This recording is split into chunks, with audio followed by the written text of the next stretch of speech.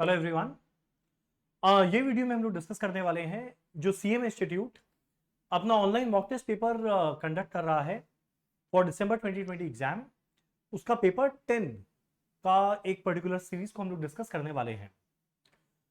अब अभी थोड़ा टेक्निकल ग्लिच आ रहा है सीएम इंस्टीट्यूट के वेबसाइट में, तो क्वेश्चन नंबर बड़ा रैंडम बेसिस पे आ रहा है। क्वेश्चन नंबर 1C के बाद 5A, 5A के बाद 4B, फिर अचानक से 7A, थोड़ा वियर्ड वे में आ रहा है। बट एनीवेज जो भी आ रहा है हम लोग उसी ऑर्डर में कर रहे हैं। पर जब आप लोग अपना ऑनलाइन एग्जाम दे रहे होंगे तो उस टाइम श्योर ये वाला टेक्निकल ग्लिच नहीं रहेगा। चलो एनीवेज हम लोग स्टार्ट करते हैं पेपर 10 का डिस्कशन। अब ये वीडियो एकदम लास्ट तक देखना, जरूर देखना। इससे आपको आइडिया लगेगा किस तरीके से हम लोग एग्जाम में, जो ऑनलाइन एग्जाम है उसको किस तरीके से अप्रोच करना है। जो आप लोग का रिटन एग्जाम होता है उसमें थोड़ा अलग अप्रोच चलता है। रीजन बीइंग आपको प्रेजेंटेशन पे भी इक्वल फोकस करना पड़ता है।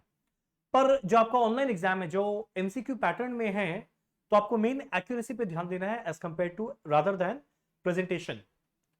तो एनीवेज हम लोग स्टार्ट करते हैं वाला पेपर। ये है paper 10, cost and management accounting and financial management का सीएमए इंस्टीट्यूट पेपर 10 का एक पर्टिकुलर सीरीज। आई थिंक ये सीरीज 6 है। हम लोग स्टार्ट करते हैं। चलो क्या है, जरा फटाफट पढ़ते हैं। पहला क्वेश्चन जैसे आया, क्वेश्चन नंबर 1C है पहला ही क्वेश्चन। तो एनीवेज ये ट्रू फॉल्स है, इवेंचुअली सारा क्वेश्चन कवर हो जाएगा, तो उसको लेके तुम लोग चाप में मत रहो। क्या है ट्रू फॉल्स में? A sequential profit graph is prepared when multiple products are produced. जब एक कंपनी मल्टीपल प्रोडक्ट बनाता है, यानी अगर एक से ज्यादा प्रोडक्ट बनाता है, तो क्वेश्चन उठता है कि एक सिंगल प्रॉफिट ग्राफ से काम चलेगा? नहीं चलेगा, सीक्वेंशियल प्रॉफिट ग्राफ लगेगा, एकदम लगेगा। तो इसका आंसर क्या रहेगा? ट्रू। याद करो, कॉम्पोजिट बीपी में भी हम लोग जाने थे, जब एक से ज्यादा प्रोडक्ट रहता है, सबका कंट्रीब्यूशन अलग रहेगा, तो एक सिंगल प्रॉफिट ग्राफ से काम नहीं बनेगा। Next, management accounting is largely based on accuracy rather than estimate. Management accounting का मेन फोकस किस पे है? एक्यूरेट होना पे या एस्टिमेट करने पे? ध्यान देना, टॉप मैनेजमेंट डिसीजन लेता है, और डिसीजन कभी साल के एंड में नहीं लिया जाता, हमेशा साल के बिगिनिंग में एस्टिमेट करके लिया जाता है। तो ऑब्वियस सा बात है, management accounting is largely based on accuracy? नहीं, it is largely based on estimate. तो ये रहेगा false. Next question number 3, zero based budgeting is more suitably applicable to discretionary cost areas। अब देखो, जीरो बेस्ड बजटिंग क्या था, ये हम लोग पढ़े थे कॉस्ट के थ्योरी क्लास में। जीरो बेस्ड बजटिंग के अंदर में क्या होता था, वैसा बजट जहां पे कोई बेस का जरूरत नहीं पड़ता था, हम लोग नए सिरे से हर साल का बजट का शुरुआत करते थे। जनरली एक टिपिकल इंडस्ट्री में जनरली क्या होता है, पास्ट के बेसिस पे फ्यूचर में जो चेंजेस आया उसको, बदलाव को मद्देनजर रखते हुए हम लोग अपना बजट बनाते हैं। पर जीरो बेस्ड बजटिंग में ऐसा कुछ नहीं होता। और जीरो बेस्ड बजटिंग में हम लोग अपने डिस्क्रिप्शन पे इस साल किस पे खर्चा करना है, किस पे नहीं करना है, उसके बेसिस पे अपना बजट बनाते हैं। तो क्वेश्चन उठता है, क्या ये अप्लाई करता है डिस्क्रिप्शनरी कॉस्ट एरियाज में? एकदम। इसका आंसर क्या रहेगा? True. Question 4, the PV ratio increases when the fixed cost of a firm decreases. ध्यान देना, मेरा पीवी रेशियो का फॉर्मूला होता है कंट्रीब्यूशन बाय सेल। कंट्रीब्यूशन क्या होगा? Selling price minus variable cost. यानी मेरा फिक्स्ड कॉस्ट का पीवी रेशियो के अंदर में कोई रूल ही नहीं है। मेरा पीवी रेशियो कब चेंज होगा? जब आइदर सेलिंग प्राइस या वेरिएबल कॉस्ट पर यूनिट में कोई बदलाव आए। फिक्स्ड कॉस्ट के बदलने पे क्या पीवी रेशियो चेंज होता है? नहीं होता। आंसर है फॉल्स। चलिए, ये हो गया क्वेश्चन नंबर 1 का सी, ट्रू फॉल्स था कॉस्ट का। अब आ रहा है 5 का सी, ट्रू फॉल्स है एफएम वाले सेगमेंट का। Wealth maximisation goal is only an extension of profit maximisation goal of the organisation. एकदम करेक्ट। जो मेरा वेल्थ मैक्सिमाइजेशन है वो एक्सटेंशन है प्रॉफिट मैक्सिमाइजेशन का। प्रॉफिट मैक्सिमाइजेशन से काफी वाइडर टर्म है वेल्थ मैक्सिमाइजेशन। नेक्स्ट,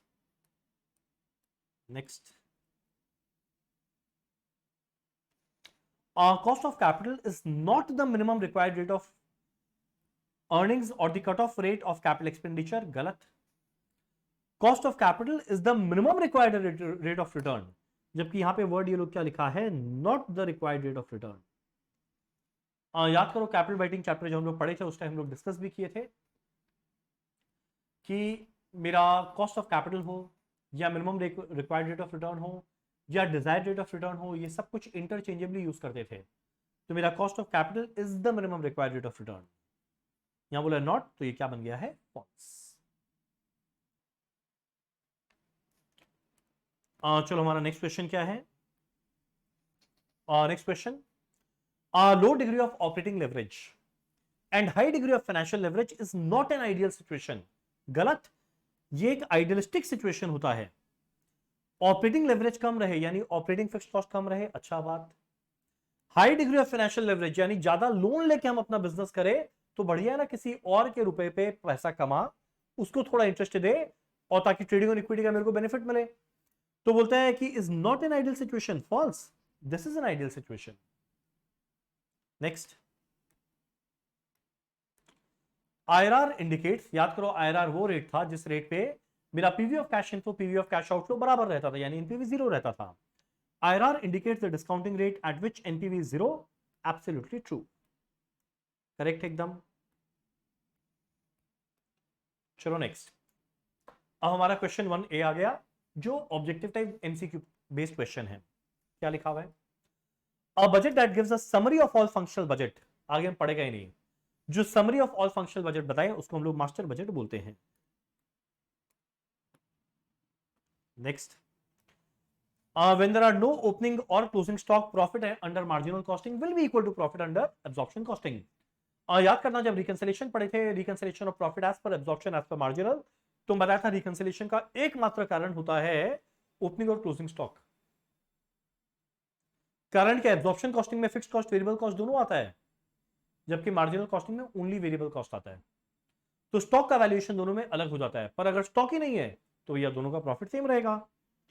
तो यहां पे क्या होगा, is equal to absorption costing. Next, break even point can be reduced, break even point कब रिड्यूस होगा, जब हम जल्दी कमाने लगे। जल्दी कब कमाएगा, अपने पहले सोचो, either selling price per unit बढ़ा दे या वेरिएबल कॉस्ट पर यूनिट गिरा दे या फिक्स कॉस्ट कम हो जाए। तो आइदर इंक्रीजिंग सेलिंग प्राइस एकदम करेक्ट, रिड्यूसिंग वेरिएबल कॉस्ट भी करेक्ट, रिड्यूसिंग फिक्स कॉस्ट भी करेक्ट, आंसर क्या रहेगा, all of the above. Next, one of the following is not within the scope of management accounting, इनमें से कौन सा management accounting के स्कोप का है, बियॉन्ड के बियॉन्ड है, not within the scope. Formulation of policy, policy बनाना उसका स्कोप है। Planning and coordinating the activities of enterprise भी उसका काम है। डिसीजन मेकिंग तो एकदम उसका काम है। क्लासिफिकेशन एंड कलेक्शन ये मैनेजमेंट का नहीं, एक क्लर्क का काम है। तो आंसर क्या रहेगा, बी।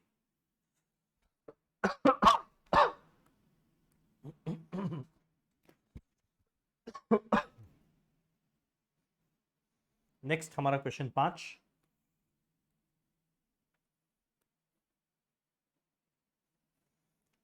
क्वेश्चन 5 में क्या है, AV company budget for fixed overhead of ₹24,000 and production of 4800 units. अच्छा जी, तो स्टैंडर्ड में इन्होंने फिक्स्ड ओवरहेड सोचा 24,000 रुपया और कितना प्रोडक्शन या आउटपुट सोचा 4800 यूनिट्स। एक्चुअल में 4200 यूनिट्स बनाया और फिक्स्ड ओवरहेड एक्चुअल में 22,000 रुपया लगा। The fixed overhead volume variance will be, याद होगा फिक्स्ड ओवरहेड कॉस्ट वेरिएंस का फॉर्मूला था standard cost for actual output minus actual cost. हमारे वॉल्यूम वेरिएंस का फॉर्मूला था standard cost for actual output minus standard cost. Standard cost for actual output कैसे मिलेगा, 24,000 था 4800 यूनिट के लिए, तो एक्चुअल आउटपुट 4200 के लिए क्या लगेगा। तो आप लोग देखना, 24,000 था 4800 यूनिट के लिए, तो एक्चुअल आउटपुट 4200 के लिए क्या लगेगा, माइनस करना है स्टैंडर्ड कॉस्ट, वो कितना है 24,000। सो अगर आप लोग कैलकुलेट करेंगे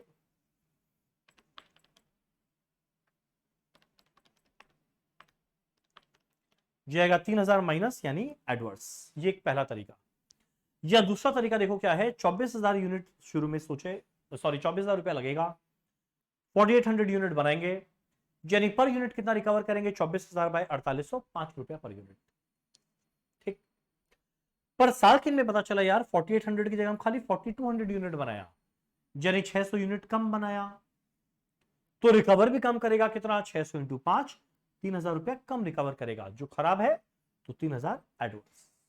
एक और तरीका था। नेक्स्ट हमारा पार्ट 6 क्या बोलता है? Which one of the following does not describe a transfer pricing method? याद करो, ट्रांसफर प्राइसिंग का बहुत सारा मेथड था। क्या क्या था? नेगोशिएटेड ट्रांसफर प्राइसिंग एकदम मेथड था, मार्केट प्राइस भी था, fix cost based transfer pricing नहीं होता था, तो आंसर रहेगा सी। टोटल कॉस्ट होता था, वेरिएबल कॉस्ट होता था, अपॉर्चुनिटी कॉस्ट होता था, पर फिक्स कॉस्ट बेस्ड नहीं होता था। चलो ये हमारा काम हुआ। अब हम लोग आ रहे हैं हमारा प्रैक्टिकल वाले पार्ट में। क्या है? पढ़ते हैं। चलो हमारा ये क्वेश्चन है मार्जिनल कॉस्टिंग का। पेपर 10 में मार्जिनल कॉस्टिंग बड़ा इंपॉर्टेंट है। चलो पढ़े। Teflon limited, a manufacturing company, provides you the following details for year 2018। क्या क्या दिया है? सेल वैल्यू दिया है, लेस एक्सपेंसेस दिया हुआ है इतना, ब्रैकेट में बोलते हैं इसमें फिक्स कॉस्ट है 8 लाख, यानी बाकी वेरिएबल कॉस्ट है। The manager believe that an increase of ₹4 lakh in advertisement will increase sales substantially. बोलता है फिक्स कॉस्ट जो 4 लाख रुपए ये और बढ़ना चाहिए, तो इससे सेल्स बढ़ेगा। ठीक है। His plan was approved by chairman of the board. Plan approve हो गया। अब on the basis of above information मुझे कुछ कुछ आंसर देना है। चलो जरूर आंसर देंगे, पर पहले हम लोग एक इनकम स्टेटमेंट बनाते हैं पास में।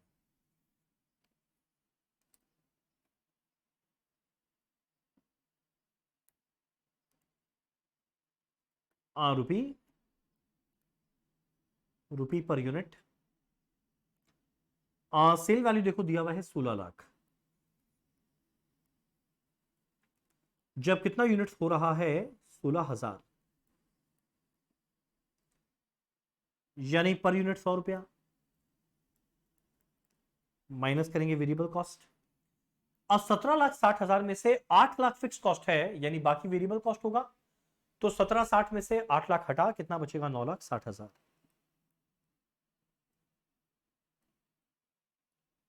मेरे को क्या मिलेगा? कंट्रीब्यूशन 6,40,000। ये पर यूनिट कितना बन जाएगा? 60। ये पर यूनिट कितना बन जाएगा? 40। डन।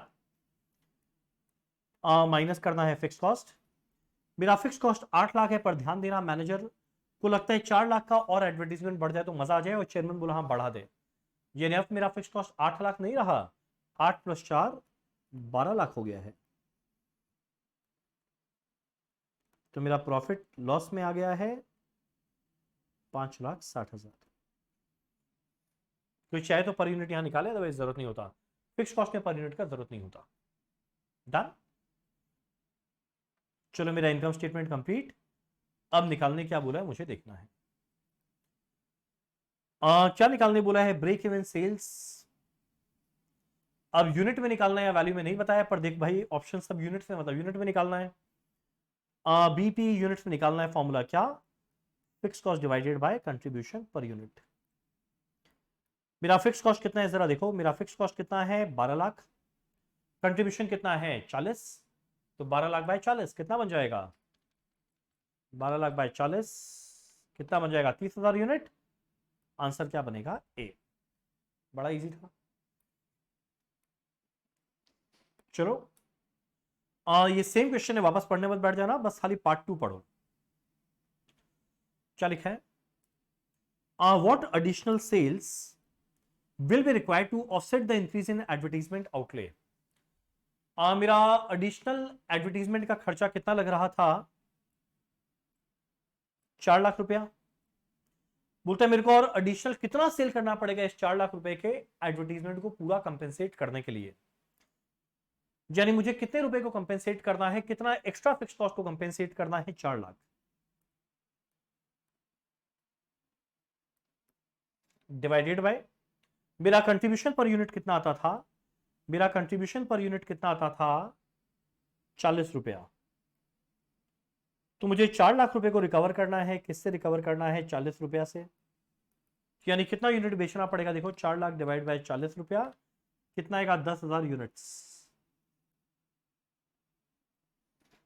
अच्छा जी, पर ये तो वैल्यू में है, यानी 10,000 यूनिट बेचना है एट द रेट 100 रुपया करके, यानी कितना रुपए को बेचना होगा? 10 लाख रुपया। बड़ा इजी पार्ट था ये। चलो part 3। What would be the selling price per unit if the break even point is brought down to 20,000 unit. बोलता नया सेलिंग प्राइस बता अगर बीपी 20,000 यूनिट बनाना है। बीपी 20,000 यूनिट बनाना है, फॉर्मूला होता है fix cost by contribution per unit. BP चाहिए 20,000 unit, मेरा फिक्स कॉस्ट कितना है? 12 लाख। कंट्रीब्यूशन पर यूनिट क्या होता है? Selling price per unit minus variable cost per unit. तो एक काम करते हैं, नया सेलिंग प्राइस चाहिए, पर मेरा वेरिएबल कॉस्ट तो वही रहेगा जो था 60। 60 था ना? चेक कर ले। यस 60 था।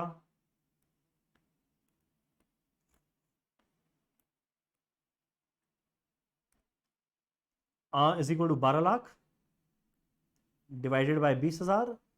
अगर आप कैलकुलेट करो सेलिंग प्राइस पर यूनिट, ये कितना बन जाएगा? 120।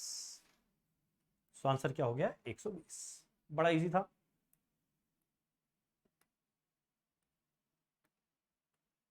चलो इसी के साथ हमारा वो क्वेश्चन होता है कंप्लीट। अब हम लोग आए अपने नेक्स्ट क्वेश्चन, क्वेश्चन नंबर 2 का पार्ट बी में। क्या है जरा देखते हैं।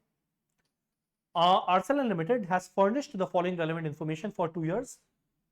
एग्जैक्ट ये सेम इस टाइप का क्वेश्चन हम लोग के बुक में था जो हम लोग किए थे। एनीवेज वापस डिस्कस करते हैं। पहला साल का सेल वैल्यू दिया हुआ है, PV ratio, margin of safety दिया हुआ है। 2019 का सेल वैल्यू निकालना है, PV ratio, margin of safety दिया हुआ है। और नीचे क्या बोला है? There has been substantial savings in the fixed cost in the year 2019 due to restructuring process। यानी मेरा जितना 2018 में फिक्स कॉस्ट लगा था, 2019 में फिक्स कॉस्ट उससे थोड़ा कम लगा है। ठीक है। The company could maintain the sales quantity level of 2018 in 2019, पर सेल क्वांटिटी ये सेम मेंटेन कर लिया। कैसे? By reducing selling price, selling price कम करके, बस काम खत्म। अब मुझे कैलकुलेट क्या करना है, 2019 में सेल वैल्यू क्या होगा, कैसे मिलेगा? देखो एक बड़ा इंपॉर्टेंट बात, फिक्स कॉस्ट यहां पे जितना भी था इधर बोला कम हुआ।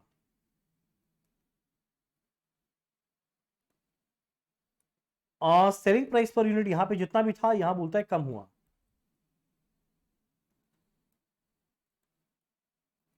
मेरा वेरिएबल कॉस्ट पर यूनिट के बारे में कुछ नहीं बोला, मतलब जितना यहां था वही सेम रहेगा, क्योंकि मेरा variable cost per unit same रहता है unless otherwise mention in the problem. कितना जो क्वांटिटी बेचे वो यहां जितना था एग्जैक्ट इतना है।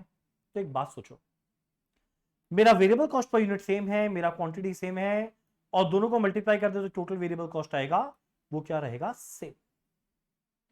जी अगर मेरे को इस साल का वेरिएबल कॉस्ट मिल जाए तो अगले साल का वेरिएबल कॉस्ट भी सेम रहेगा। तो एक काम करें, 2018 का वेरिएबल कॉस्ट निकाले, कैसे आएगा?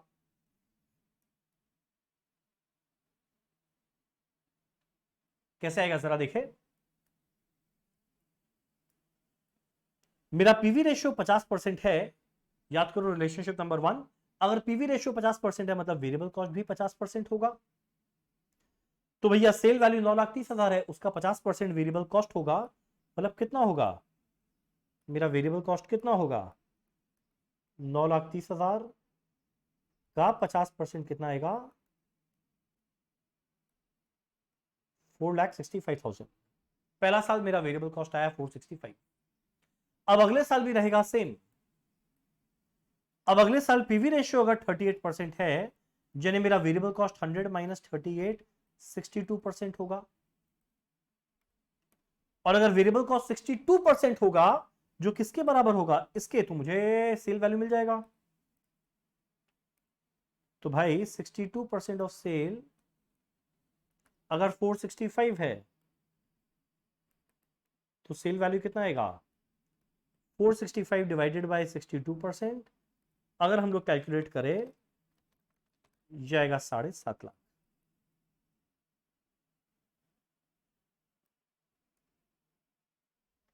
सेल वैल्यू आएगा 7.5 लाख। तो सेल फॉर 2019 कितना आएगा? 7.5 लाख। काम हो गया। अगला पेज में सेम क्वेश्चन चल रहा है, बस कौन सा पार्ट 2 पढ़ो। ब्रेक इवन सेल्स निकालना है 2019 में। चलो ठीक है, निकाले। कैसे मिलेगा? मार्जिन ऑफ सेफ्टी दिया है 22%। आपको याद होगा एक रिलेशनशिप जाने थे, मार्जिन ऑफ सेफ्टी और ब्रेक इवन सेल्स मिला के होता है 100%। अगर मार्जिन ऑफ सेफ्टी है 22%, मतलब ब्रेक इवन पॉइंट क्या होगा? 100 माइनस 22 कितना बनेगा? 78% ऑफ सेल। और जरा देखना, सेल वैल्यू है 7.5 लाख, तो भाई ब्रेक इवन पॉइंट क्या बन जाएगा? 78% ऑफ 7.5 लाख। अगर आप लोग कैलकुलेट करके देखें, यह आ जाएगा 5,85,000। यह है बीपी, तो बीपी आ गया 585, आंसर आया सी। डन। सेम क्वेश्चन है, वापस पढ़ने मत बैठना, पार्ट 3 पढ़ना। फिक्स कॉस्ट 2019 में क्या है? अब देखो ये तो बड़ा आसान है, बीपी आया हुआ है और बीपी का फॉर्मूला आप लोगों को पता है क्या होता था? बीपी का फॉर्मूला होता था fix cost by PV ratio. BP है 585, फिक्स कॉस्ट मुझे निकालना है, और पीवी रेशियो जरा देखो 2019 में था 38%। वैल्यू पुट कर दो, फिक्स कॉस्ट क्या बन जाएगा? 5,85,000 का 38%, कितना आएगा? 222,300, 222,300।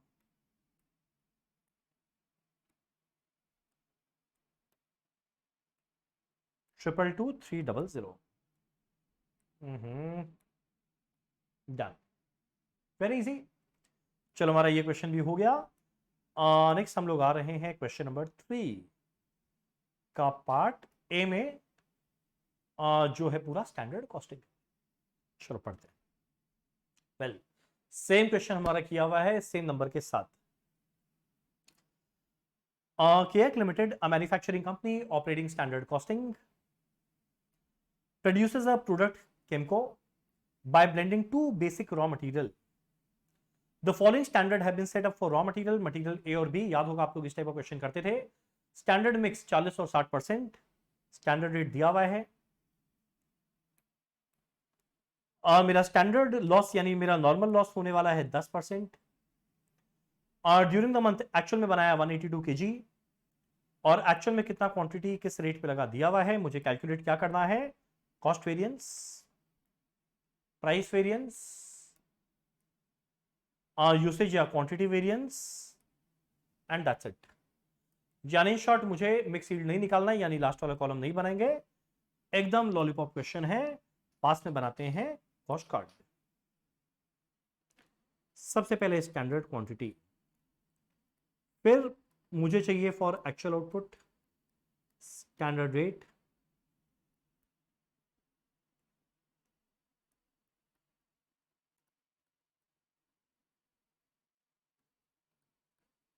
मेरे को मिलेगा स्टैंडर्ड कॉस्ट, एक्चुअल क्वांटिटी,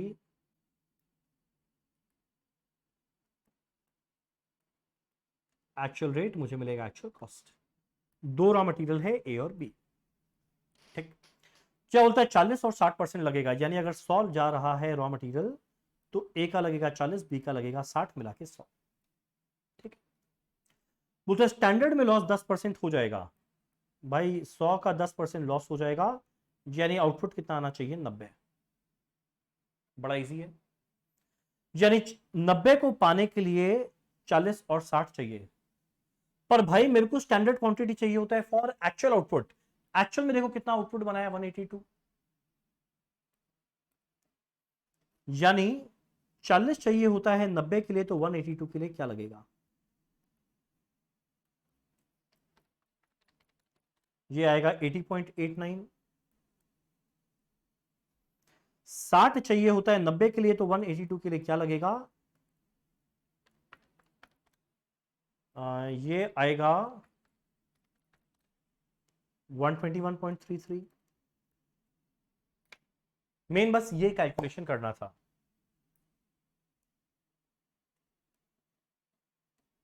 ठीक, स्टैंडर्ड रेट दिया हुआ है 20 और 30, स्टैंडर्ड रेट दिया हुआ है 20 और 30, लिख देते हैं 20 और 30।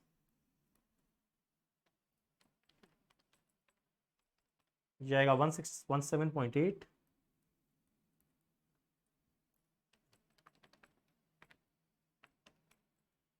जाएगा 3639.9,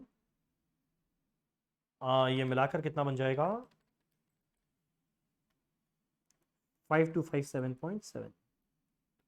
चलो डन। नेक्स्ट मुझे चाहिए एक्चुअल क्वांटिटी, एक्चुअल रेट जो दिया है 90, 110, 18, 34।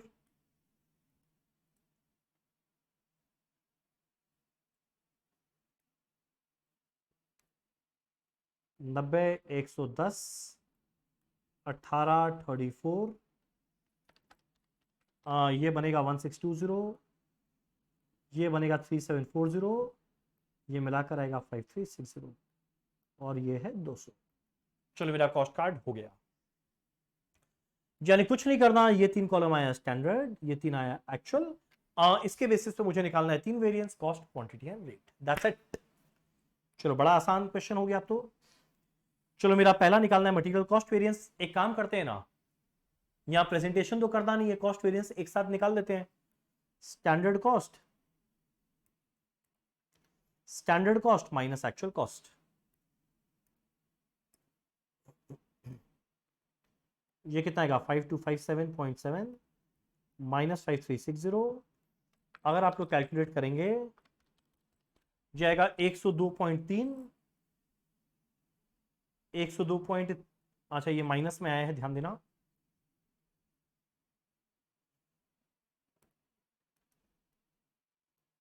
यानी एडवर्स, तो 102.3 एडवर्स। अब 102.3 तो नहीं है, पर 102.22 एडवर्स है, तो इसी को टिक मारेंगे। डन। अब अगला मुझे कैलकुलेट करना है मटेरियल रेट वेरिएंस।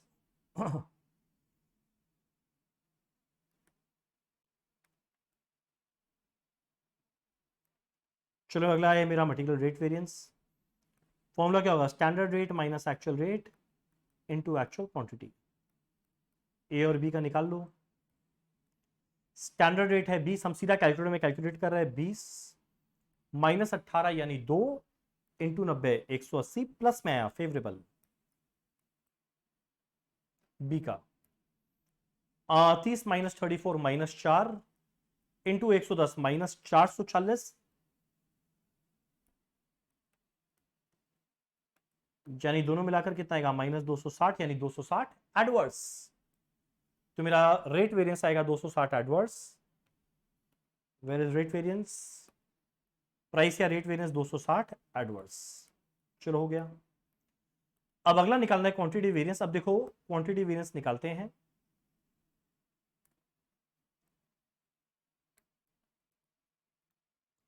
क्वांटिटी या यूसेज वेरिएंस जो मन चाहे बोलना। क्या होगा, standard quantity minus actual quantity into standard rate. अब ए और बी का वैल्यूज पुट करना, आंसर आएगा, पर हम ऐसा नहीं करेगा। एक सिंपल बात सोचो ना यार, मेरा कॉस्ट वेरिएंस में क्वांटिटी वेरिएंस रेट वेरिएंस मिला के होता है। रेट वेरिएंस माइनस 260 है और ये माइनस 102 है, तो क्वांटिटी वेरिएंस क्या होगा, इन दोनों का डिफरेंस, जो कितना आएगा अप्रोक्सीमेटली 157.7, और ये प्लस होगा, तभी तो दोनों जोड़ के बनेगा। तो हम सीधा लिखते हैं यूसेज वेरिएंस 157.7।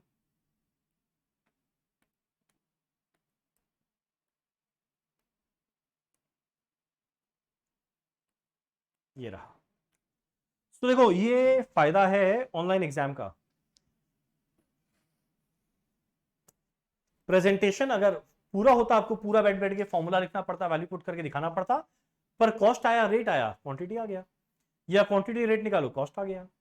तीसरा वेरिएंस क्यों, किस चीज के लिए निकाल के दिखाना है उसको। डन। चलो अब हम लोग का ये क्या आ गया है, मैच द फॉलोइंग।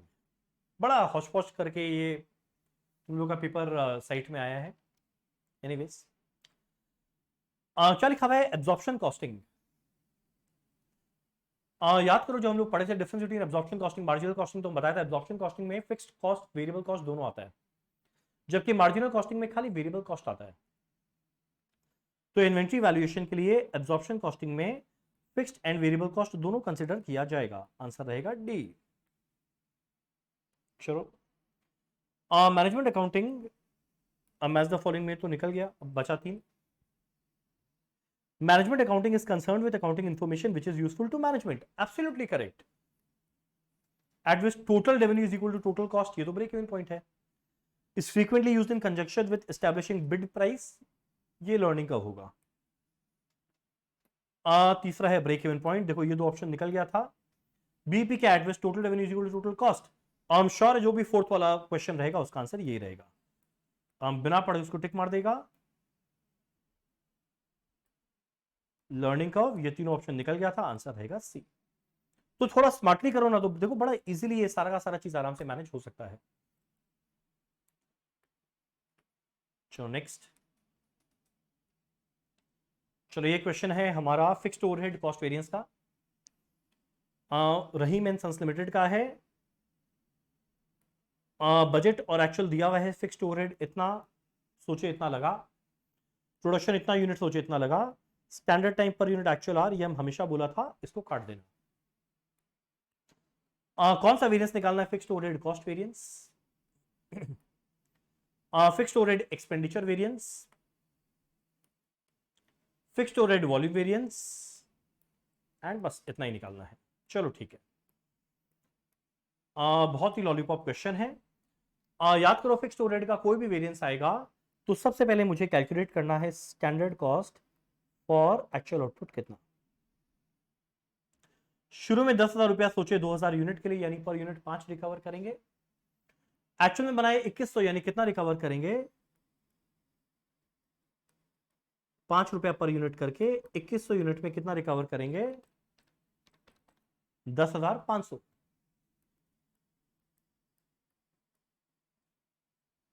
करेक्ट। कितना रिकवर करेंगे? 10,500। अब ये मिल गया ना, यकीन मानो बाकी तीनों वेरिएंस मिल जाएगा इजीली। मेरा पहला है fixed overhead cost variance. Formula क्या होता है? Standard cost for actual output minus actual cost. Standard cost for actual output है 10,500 माइनस एक्चुअल कॉस्ट लगा है 12,000, या 1500 माइनस में मतलब एडवर्स। अब इसका निकलेगा दो पार्ट।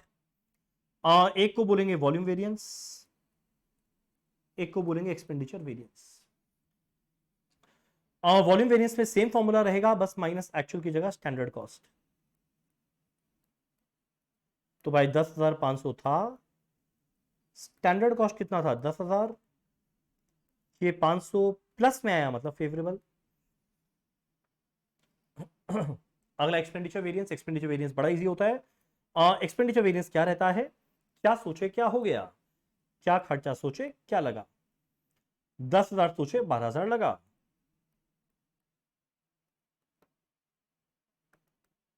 या माइनस में मतलब एडवर्स। एक बार क्रॉस चेक कर लो, 500 फेवरेबल, 2,000 एडवर्स, मिला के 1,500 एडवर्स। तीनों पार्ट हो गया, बड़ा इजी था। अगर इसको आपको कंसेप्चुअली समझना है तो एक और तरीका है। शुरू में सोचे 10,000 रुपया 2,000 यूनिट के लिए, मतलब पर यूनिट 5 रुपया करके रिकवर करना है। 2100 में कितना रिकवर किए? 10,500, पर भाई खर्चा लग गया 12,000, तो 1,500 ज्यादा लगाना, तो 1,500 एडवर्स।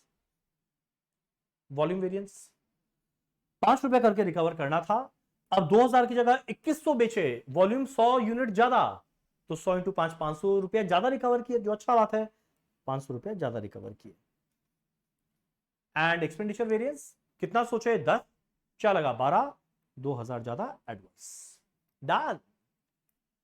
चलो करते हैं 1,500 adverse, 500 favourable, 2,000 adverse. Cost variance 1,500 adverse,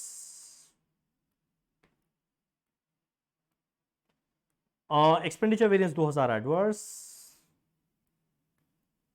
and volume variance 500 favourable. बहुत इजी है, बहुत इजी है। अब यहां पे कुछ थ्योरी है, significance of management accounting, zero based budgeting, ये सब लिमिटेशन ऑफ यूनिफॉर्म कॉस्टिंग, ये आप लोग एनीवेज कर सकते हैं, थ्योरी क्लास में हम लोग का डिस्कस किया हुआ है। डन। चलो कॉस्ट वाला सेगमेंट खत्म हुआ, अब हम लोग आते हैं एफएम वाले सेगमेंट में। चलो मेरा पहला क्या है? पहला हमारा है एमसीक्यू बेस्ड क्वेश्चंस। देखिए क्या है। Of the product of which two ratios is the ROI composed. ROI मतलब रिटर्न ऑन इन्वेस्टमेंट। आरओआई मतलब रिटर्न ऑन इन्वेस्टमेंट। फॉर्मूला क्या है, कितना ऑपरेटिंग प्रॉफिट कमाए डिवाइडेड बाय टोटल कितना इन्वेस्ट करके, टोटल कितना इन्वेस्ट करके, टोटल कैपिटल कितना इन्वेस्ट करके इनटू 100। करेक्ट। आपको याद होगा हम लोग फिर इसको डिवाइड करेंगे सेल से, इनटू करेंगे सेल से, तो मेरा ड्यू पॉइंट एनालिसिस बन जाएगा, जिसके बेसिस पे आंसर आएगा option D. So next, a firm determine the share holders wealth by taking. हम आगे पढ़ेगा ही नहीं। एक शेयर होल्डर का वेल्थ, हमेशा एक कंपनी का प्राइमरी ऑब्जेक्टिव है वेल्थ मैक्सिमाइजेशन। वेल्थ मैक्सिमाइजेशन मतलब क्या, जो शेयर होल्डर का जो इक्विटी शेयर्स का मार्केट प्राइस है उसको मैक्सिमम करना।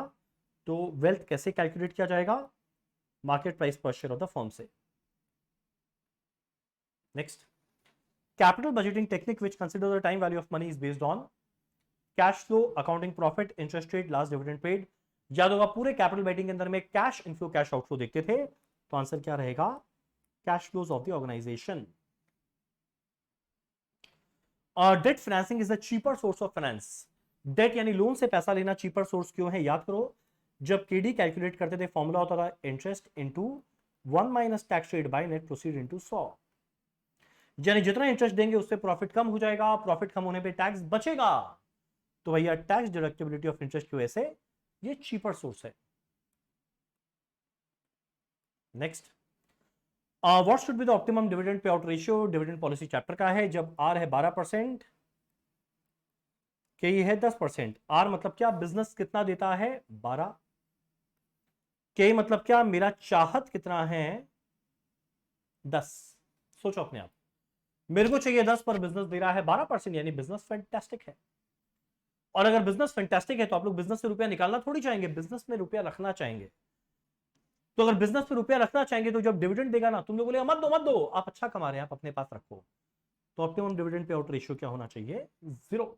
डिविडेंड कुछ मत दो। Next, the term float is used in. आपको याद होगा float and playing with the float. ये टॉपिक हम लोग पढ़े थे किस चैप्टर के अंदर में, कैश मैनेजमेंट। वाह, यहां बोले कौन सी चैप्टर में टॉपिक पढ़े उतना बता दो, cash management. So next, next हमारा है match the following. Defensive interval ratio. अब देखो ये एक टिपिकल रेशियो है जिसका प्रैक्टिकल तो नहीं बनता पर थ्योरेटिकली आ सकता है। अगर मान लो तुम लोगों को नहीं आता, ऑप्शन पढ़ के समझ में आएगा। डिफेंसिव इंटरवल एक रेशियो का बात कर रहा है। एक्सपोर्टर अपने राइट टू रिसीवेबल को रिलिंक्विश कर रहा है फॉर इमीडिएट कैश पेमेंट, ये तो एक तरह का फैक्टरिंग हो गया।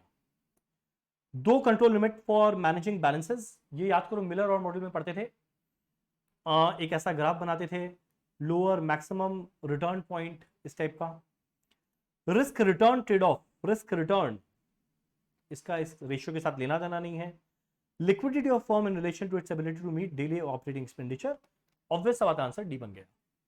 ठीक, next, capital asset pricing model CAPM. याद करो सीएपीएम किसका दिया हुआ था, विलियम शार्प। जिसके बेसिस पे जिन्होंने कहा एक आदमी का रिटर्न किस पे डिपेंड करता है, कितना रिस्क वो लेता है, और इसको क्लासिफाई किया सिस्टमैटिक अनसिस्टमैटिक। तो जितना रिस्क लेगा उतना रिटर्न मिलेगा, तो सीएपीएम बताया risk return trade of. Next, factoring या फॉरफिटिंग। करेक्ट, फैक्टरिंग इंडिया में होता है, फॉरफिटिंग इंपोर्ट एक्सपोर्ट में होता है। जहां पे एक आदमी को जो डेटर से पैसा मिलने वाला है उसको सेल कर देता है फैक्टर को इमीडिएट कैश पेमेंट पाने के लिए।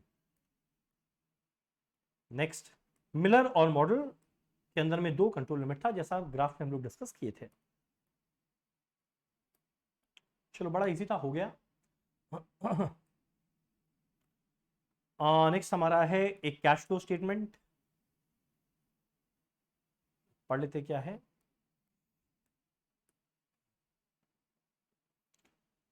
क्या निकालना है, net cash flow from operating activity, अगला फाइनेंसिंग एक्टिविटी, अगला इन्वेस्टिंग। चलो ठीक है। अब देखो कितना फायदा होता है फेयर में नहीं होके ऑनलाइन का। हम एक काम करते हैं, 3 हेडिंग बनाते हैं, operating activity, investing activity, financing activity. वैसे तो आप लोग ये अकाउंट्स में पढ़े हुए हैं, तो इसीलिए हम लोग एफए में भी फंड फ्लो डिस्कस किए थे और उस टाइम बोला था कैश फ्लो में आप लोग अकाउंट में पढ़े, वही सेम है। तो एनीवेज ये अभी हम लोग देख भी लेते हैं क्या होगा इसके अंदर में। पहला देखो क्या लिखा हुआ है, नेट प्रॉफिट 35,500। नेट प्रॉफिट का मतलब क्या, EAT दिया हुआ है 35,500, पर हम लोग शुरू करते हैं EBT से, तो 35,500 है, इसमें ऐड कर देंगे प्रोविजन फॉर टैक्स, मुझे मिल जाएगा EBT। तो 35,500 प्लस 7,500 जाएगा 43,000। ठीक है। Dividend including interim dividend paid. अब जब डिविडेंड पे कर रहे हैं, किसको पे कर रहे होंगे, जिससे पैसा लिए हैं, इक्विटी शेयर या प्रेफरेंस शेयर, तो जिससे फाइनेंस की उसको पेमेंट करना है डिविडेंड 10,000, तो financing activity minus 10,000। Next, income tax paid 6,300। Income tax paid हम लोग ऑपरेटिंग में लास्ट में माइनस में दिखाते हैं, पर यहां पे क्या लास्ट या क्या फर्स्ट, इवेंचुअली माइनस करना है, कर दो। Loss on sale of asset 60। अब लॉस ऑन सेल मेरे पीएल में आ जाता है, जिससे प्रॉफिट कम हो जाता है, पर उसको वापस से बढ़ाना है, तो एड बैक करेंगे 60। Book value of asset sold 250 था बुक वैल्यू, लॉस था 60, 250 की चीज को 60 के लॉस में बेची, यानी 190 रुपया मिला है बेच के, कहां जाएगा, इन्वेस्टिंग एक्टिविटी के कैश इनफ्लो में। Next, depreciation charge to PL, operating में एड बैक करना है। Profit on sale of investment है 150, अब प्रॉफिट इसके अंदर में जुड़ा हुआ है, उसको हटाना है, तो माइनस करेंगे 150। Value of investment sold 40,650। अब इन्वेस्टमेंट बेचे हैं तो भैया पैसा मिलेगा, 40,650 के इन्वेस्टमेंट को बेचे एट अ प्रॉफिट ऑफ 150, यानी बेच के क्या मिला, 40,650 प्लस 150, 40,800 मिला। बड़ा इजी है, सोचो वही अगर फेयर होता तो हमको फॉर्मेट बनाना पड़ता, यहां खाली नंबर्स देख रहे हैं। इंटरेस्ट एक्सपेंस ड्यू हुआ था 15,000, एड बैक कर दे, पर इंटरेस्ट पे किए 15,780, तो इंटरेस्ट किसको पे करेंगे, जिससे लोन फाइनेंस किए थे या डेट लिए थे उनको, तो फाइनेंसिंग का पार्ट बन गया। Increase in working capital excluding cash and bank balance 84,100। Increase in working capital हम लोग ऑपरेटिंग से लेस करते हैं, इंक्रीज, डिक्रीज होता है उसको ऐड करते हैं। परचेज की फिक्स एसेट 840, तो भैया पैसा जाएगा, investing activity 840, opening cash closing cash balance का कोई काम नहीं, चलो ऐड कर दो, मेरा ये क्वेश्चन होता है खत्म। कितना लॉलीपॉप चीज था, सोचो, 43,000 minus 6,300 plus 60 plus 30,000 minus 150 plus 15,000 minus 84,100, ये आने वाला है माइनस 2490।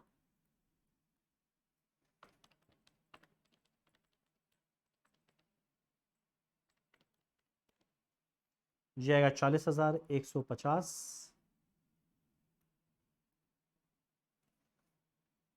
और ये तो ऐसे ही आएगा माइनस 25,780।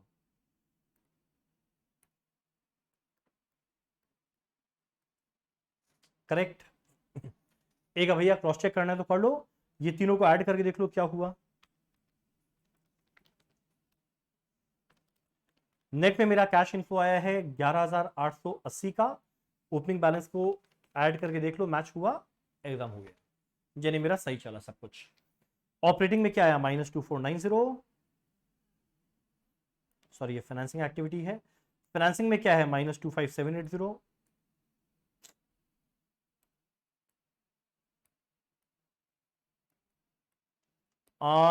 ऑपरेटिंग में कितना है, minus 2490,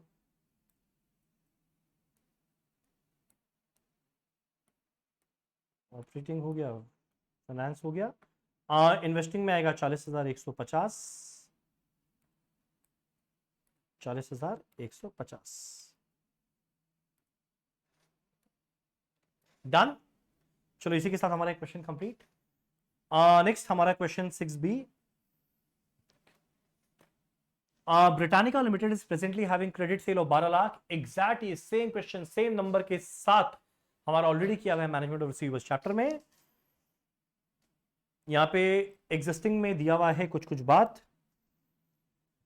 1/10 net 45, average collection period 30 days है, करंट बैड डेट है 1.5%। सेल बढ़ाने के लिए ये 2/10 नेट 45 कर रहा है। सेल 1/3 बढ़ जाएगा, यानी 12 लाख का 1/3 3 लाख, सॉरी 4 लाख बढ़ के 16 लाख हो जाएगा। बैड डेट पहले 1.5% था, 2 हो जाएगा। कलेक्शन पीरियड 30 था, 20 हो जाएगा। कंट्रीब्यूशन टू सेल्स है 22%, मतलब वेरिएबल कॉस्ट क्या आएगा 100 - 22 78%। अपॉर्चुनिटी कॉस्ट है 15% प्री टैक्स। कितने लोग कैश डिस्काउंट ले रहे हैं 50%, 80%। टैक्स रेट 30% है, एज्यूम कर 360 दिन। और कुछ कुछ आंसर्स करना है। चलो एक काम करते हैं ना, जैसा मुझे टेबल बनाना है वैसा बना लेते हैं प्रेजेंट एंड प्रपोज्ड के साथ।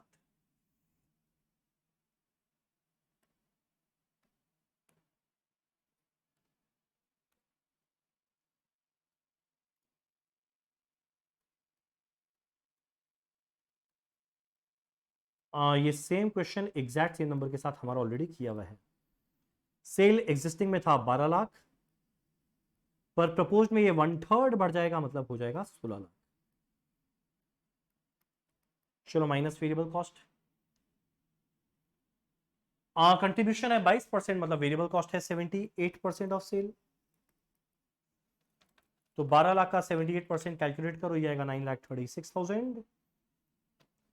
16 लाख का 78% कैलकुलेट करो, ये आएगा 12,48,000।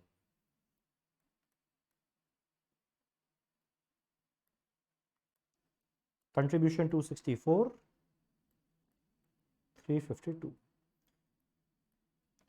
फिक्स कॉस्ट कुछ नहीं है, मतलब ये बन जाएगा ग्रॉस प्रॉफिट। अब इसके बाद मुझे माइनस करना है 4 चीज। पहला है bad debt. Bad debt existing में है 1.5 एंड प्रपोज्ड के अंदर में हो जाएगा ये बैड डेट 2%। चलो माइनस करते हैं बैड डेट।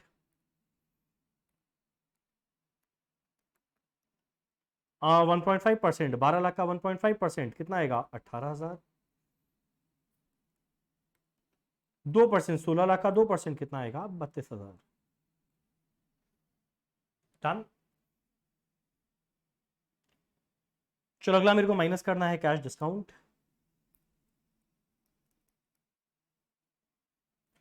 पहला बात, कैश डिस्काउंट कितने लोग लिए हैं जरा देखो। कैश डिस्काउंट 50% और 80% लोग ही कैश डिस्काउंट लिया। और वो भी परसेंटेज क्या था जरा देखना, एग्जिस्टिंग वाले में था 1%,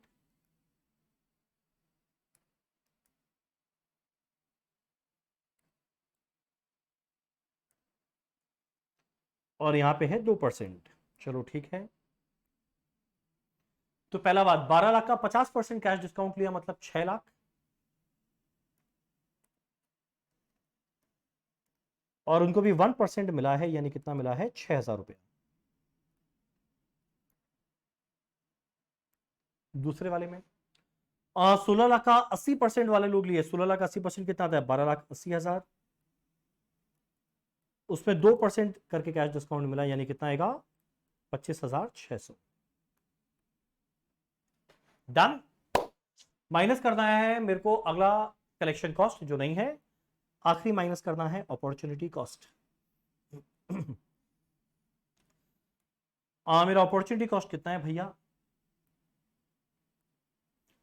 बोलता है पहले में एवरेज में 30 डेज में पैसा मिलता है, बाद में एवरेज में पैसा मिल रहा है 20 दिनों में। इंटरेस्ट रेट कितना है 15% प्री टैक्स, तो टैक्स के पहले लेना है। अब ध्यान देना, अपॉर्चुनिटी कॉस्ट जब कैलकुलेट करेंगे दो अप्रोच, सेल और कॉस्ट।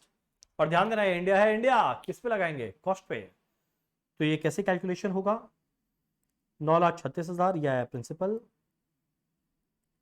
इंटू इंटरेस्ट रेट, कितने दिनों के लिए 30 दिनों के लिए। यहाँ पे 12,48,000, 15% है, कितने दिनों के लिए 20 दिनों के लिए। अगर हम लोग कैलकुलेट करें तो देखना ये आ जाएगा 11,700,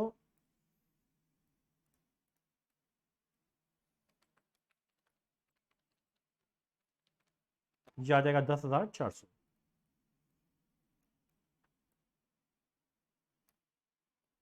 ये मुझे मिलेगा ईबीटी। अगर आप लोग कैलकुलेट करके देखेंगे ये आ जाएगा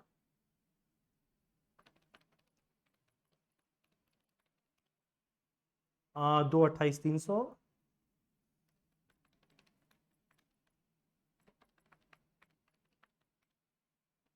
जाएगा 2,84,000। सिस इस कंपनी के अंदर में टैक्स दिया हुआ है 30%, तो माइनस करो 30%।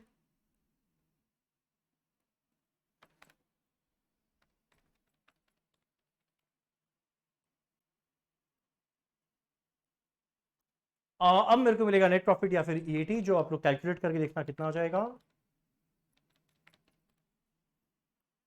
159,810, 198,800। डन। चलो ये हो गया पूरा। अब हम लोग को करना है 4 पार्ट, 3-4 पार्ट जो भी है। ऑलरेडी आंसर सब है, सब वैल्यू बस पुट करना है। पहला, कैश डिस्काउंट प्रपोज पॉलिसी में, प्रपोज पॉलिसी में कैश डिस्काउंट कितना है 25,600। आंसर क्या है 25,600। Next, opportunity cost of investment in propose policy. अब देखो इस पार्ट में एक लोचा है। अपॉर्चुनिटी कॉस्ट प्रपोज पॉलिसी में आ रहा है 10,400, पर अगर आप लोग देखेंगे ना तो 10,400 बोल के कोई नंबर आपको मिलेगा ही नहीं। अब ध्यान होगा, अपॉर्चुनिटी कॉस्ट 15% प्री टैक्स था। अब ऑप्शन देने के समय लोग पता है क्या किया, 10,400 के लोग पोस्ट टैक्स में ऑप्शन दिए, यानी 30% हटा के अगर तुम लोग देखेगा जाएगा 7280, तो आंसर बनेगा 7280। तो देखो ये एक टिपिकल चीज है जो आपको थोड़ा सा ध्यान देना है कि अगर बाई चांस आंसर मैच नहीं किया, प्री टैक्स दिया हुआ था, तो शायद ये लोग पोस्ट टैक्स में आंसर निकाला है, तो पोस्ट टैक्स में कर देना 30% हटा के। Next, what would be the net benefit or net cost if the proposed credit policy is accepted instead of present policy? अगर हम लोग प्रेजेंट की जगह प्रपोज पॉलिसी को एक्सेप्ट कर रहे हैं तो मेरा नेट बेनिफिट या नेट कॉस्ट कितना आएगा। चलो भैया देखिए कितना आएगा। पहले बेनिफिट आता था इतना, अब आएगा इतना, यानी मेरा कितना रुपया बढ़ जाएगा। कैलकुलेट करें, 198,800 माइनस 159,810, ये आएगा 38,990। नीचे चले, ये आंसर आएगा 38,990, ऑप्शन ए। डन। चलो डन, हमारा क्वेश्चन 6 कंप्लीट। अब हम लोग आ गए इस पेपर का आखिरी क्वेश्चन के अंदर में। क्या लिखा है जरा देखिए। ये क्वेश्चन लेवरेज का है, एग्जैक्ट सेम ऐसा क्वेश्चन सेम नंबर के साथ हमारा किया हुआ है। आप लोगों को याद होगा शायद, ये क्वेश्चन देखिए, ध्यान आ गया होगा। एक बैलेंस शीट बनाकर दिया है। ये बैलेंस शीट के लाइबिलिटी साइड में इक्विटी शेयर कैपिटल दिया हुआ है 10 करोड़ रुपीज 10 ईच का, यानी 1 करोड़ शेयर है 10 रुपए का। रिजर्व एंड सरप्लस है 2 का।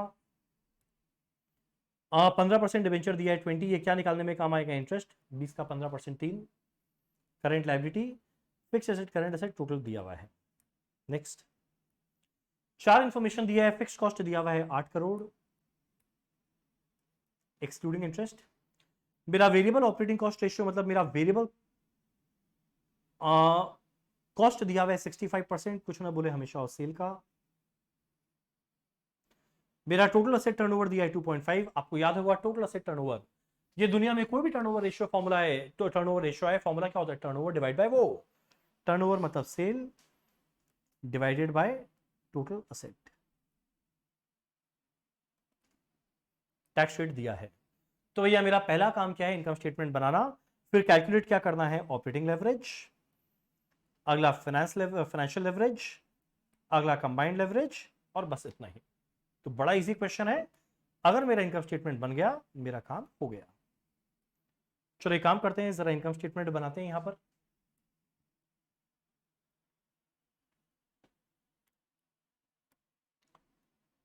सेल माइनस वेरिएबल कॉस्ट मुझे क्या मिलेगा, कंट्रीब्यूशन, माइनस फिक्स कॉस्ट मुझे क्या मिलेगा, ईबीआईटी, माइनस इंटरेस्ट मुझे क्या मिलेगा, ईबीटी, माइनस टैक्स मुझे क्या मिलेगा, ईएटी। सेल वैल्यू कैसे आएगा, इधर से आएगा, टोटल असेट का वैल्यू देखो कितना दिया हुआ है, टोटल असेट का वैल्यू दिया हुआ है 40। टोटल असेट को 40 लिखो, सेल क्या मिलेगा 40 into 2.5,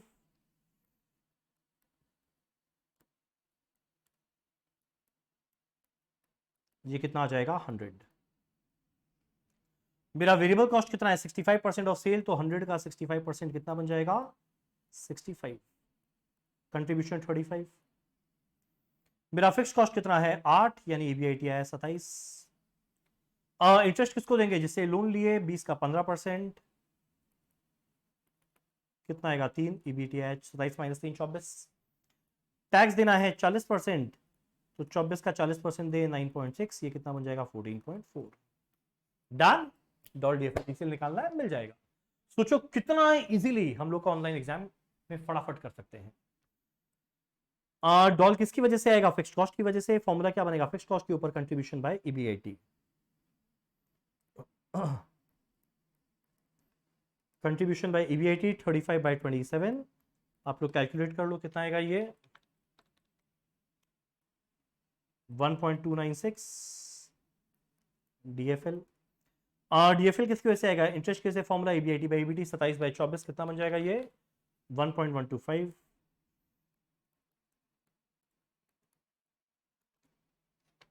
DCL doll into DFL या contribution by EBT 35 divided by 24, ये बन जाएगा 1.458। बस ऑप्शन देखो टिक मार दो। डॉल का 1.296 कहाँ है भैया, ये रहा। डीएफएल है 1.125 एंड 1.458 है। डीएफएल 1.125 ये रहा, और डीसीएल है 1.458 ये रहा। डन। चलो हमारा आखिरी क्वेश्चन, उसी के साथ ये पेपर होता है कंप्लीट। सो मुझे लगता है 1 घंटे के आसपास हमारा हो जाएगा एक्सेप्ट थ्योरी। ध्यान देना, एक्सेप्ट थ्योरी 76 मार्क हम लोग 1 घंटे में कवर किए हैं।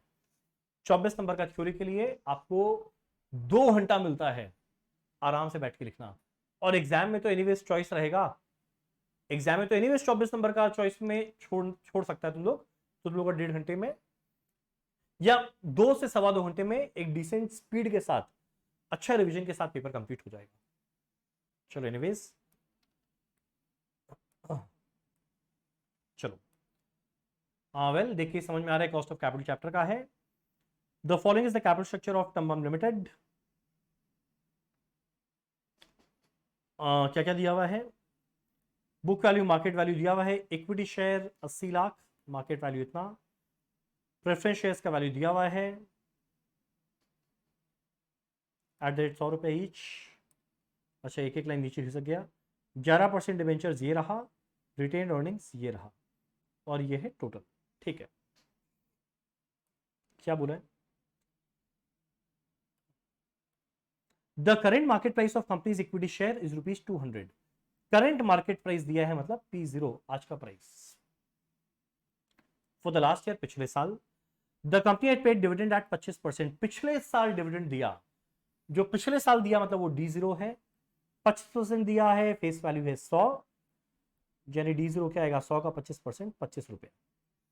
पर यार मेरे को पिछले साल का डिविडेंड नहीं, मेरे को तो अगले साल का चाहिए। और ग्रोथ रेट दिया है 5%, माना अगले साल क्या देंगे 25 रुपया पिछले साल था, अगले साल क्या देंगे 25 में 5% जोड़ के कितना आएगा 26.25।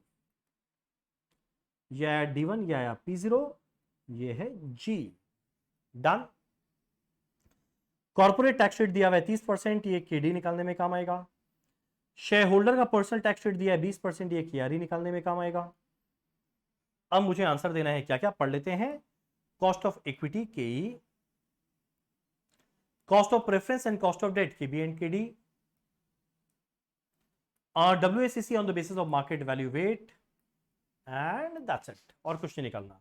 चलो ठीक है, चलो जरा केई निकालते हैं, पहले साइड में निकालते हैं केई। फॉर्मूला क्या है D1/P0 प्लस G। और मेरा D1 26.25 डिवाइडेड बाय P0 वो है 200, ग्रोथ रेट वो है 5%, 5% माने 5/100.05, अगर आप लोग कैलकुलेट करेंगे तो ये वैल्यू आने वाला है परसेंटेज के लिए इंटू 100 18.125%। चलो ये आ गया के ई, डन। अगला मुझे निकालना है KP and KD. Preference shares का 9% दिया हुआ है, ये नहीं बताया रिडीमेबल है या इरिडीमेबल, तो हम लोग मानेंगे इरिडीमेबल। तो बस, और फ्लोटेशन कॉस्ट भी नहीं है, मतलब केपी 9% ही रह जाएगा। केडी 11% पर ये टैक्स बचाएगा, इंटू 1 माइनस टैक्स रेट 30%, ये बन जाएगा 7.7%। 9 एंड 7.7, आंसर आया 9 एंड 7.7। अब सोचिए ऑप्शन इतना घटिया घटिया दिया है ना, देख के आदमी समझ जाएगा। अब 18.125 ऑलरेडी के है, तो ये दोनों पॉसिबल नहीं है, ऐसे ही गया। और केपी में जब क्लियर कट 9 दिया हुआ है तो ऐसे ही टिक मार दो उसको। लास्ट में निकालना है वैक यूजिंग मार्केट वैल्यू। अब ये एक पार्ट में आपके सीएमए इंस्टीट्यूट ने एक लोचा कर दिया। हम पहले बताएंगे सीएमए इंस्टीट्यूट ने क्या किया, फिर हम बताएंगे आइडियलिस्टिकली क्या होना चाहिए। देखो, मार्केट वैल्यू वेट और यहां पे है रिटेन्ड अर्निंग्स, ठीक।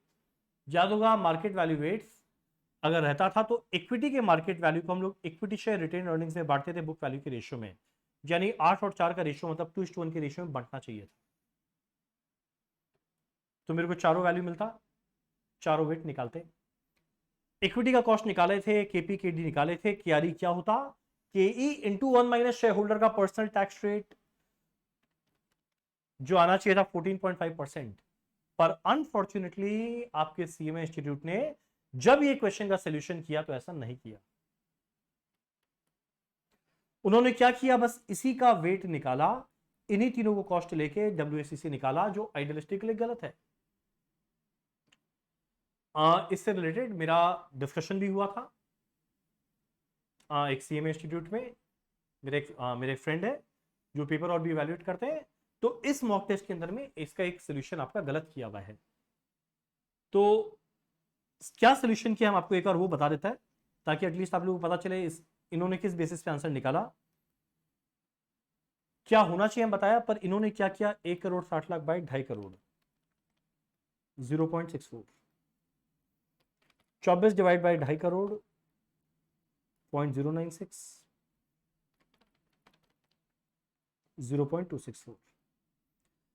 इक्विटी का कॉस्ट लिया 18.125, केपी का लिया 9, के डी का लिया 7.7, ठीक। वेट आया हुआ है, कॉस्ट आया हुआ है, मल्टीप्लाई करते ही डब्ल्यूएसीसी मिल जाएगा। मल्टीप्लाई करके यहां पे निकाला 11.6, ये निकाला गया है 0.86, ये निकाला गया है 0.03।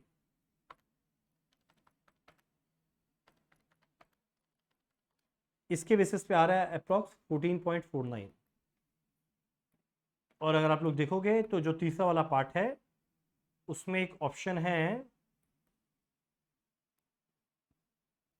14.49, जिसको इन्होंने टिक मारा है। अब देखो एग्जाम के अंदर में होपफुली लोग करेक्ट करके दे, पर मान लो एग्जाम के अंदर में ऐसा लोचा रहे, बाई चांस तुम लोग ऑप्शन मैच ना करे, तो अनफॉर्चुनेटली चाहते हुए भी गलत करना पड़ेगा। तो उस टाइम जो हम लोग का सही वाला अप्रोच है वो भूल जाना, जैसे भी हम जस्ट करके दिखाया वैसे करना और टिक मार के छोड़ देना। डन। चलो इसी के साथ हमारा ये सीरीज होता है कंप्लीट। और भी पेपर हम लोग डिस्कस करेंगे।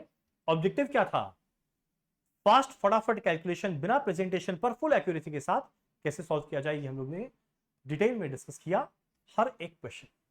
चलो थैंक यू सो मच।